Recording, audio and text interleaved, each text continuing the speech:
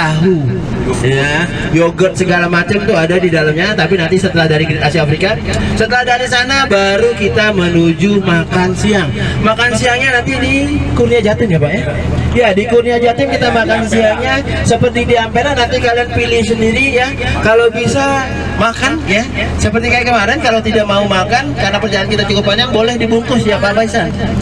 Ya tapi lebih baiknya makan aja ya. Ya masuk angin segala macam. Setelah dari sana baru kita cus menuju ke Lembang. Jadi Semarang. Jadi perjalanan kita nih ke Semarang itu dari Antas, itu dari daerah Kurnia Jatim untuk sampai ke tolnya itu butuh waktu sekitaran 2 jam.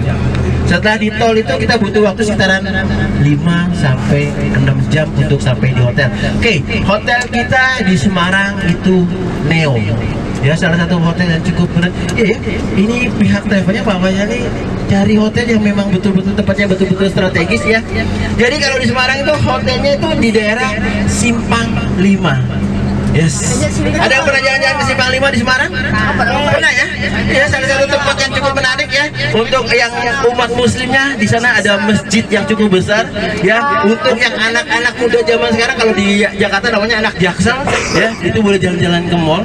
Bisa naik apa sih di sana juga paling aja kereta, bukan kereta apa, sepeda kayu yang ada lampunya kiri kanan segala macam ya, itu boleh. Jadi kalian bisa berinteraksi di Semarang seperti biasa. Kalau kalian mau berinteraksi di Semarang, mau keluar dari hotel, tolong bicara dengan bapak ibu ya, karena bapak ibu adalah penanggung jawab dari orang tua kalian yang di rumah.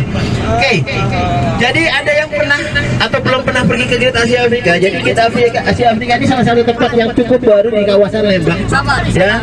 Jadi kan dada dulu ya, Pak Noli lagi. Ini kalian support nggak sih YouTube-nya Pak Noli?